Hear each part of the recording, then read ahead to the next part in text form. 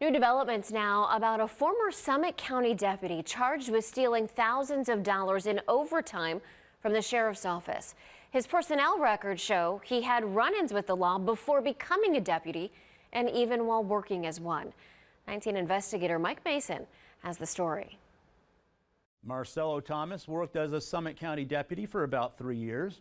We found that during that time, he not only failed 2 drug tests, but was arrested for domestic violence.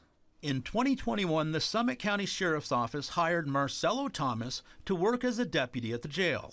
This past July, he was secretly indicted for stealing thousands of dollars in overtime hours they say he didn't work. 19 Investigates began digging into Thomas's background and found he was arrested for theft twice before SCSO hired him. Records show he pled to reduced charges, but violated his probation in 2017 and was sentenced to 10 days in jail. Now we're learning Thomas's days as a deputy were also plagued with problems. Records show in May of 2023, Thomas tested positive for THC, a violation of SCSO's policies. He was given a written warning. In November of 2023, records show Barberton police arrested Thomas for domestic violence after an incident with his girlfriend.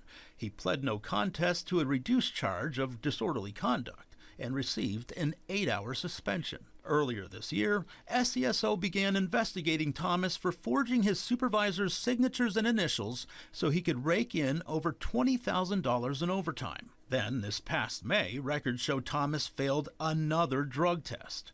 Sheriff Candy Fothery then wrote Thomas this letter of termination, which was later rescinded, allowing Thomas to resign. 2 months later, a grand jury indicted him on 12 felony counts related to theft in office. We reached out to Thomas for comment but haven't heard back. We asked SCSO why they hired Thomas to begin with and why they didn't fire him sooner, but they haven't responded. Mike Mason, 19 News.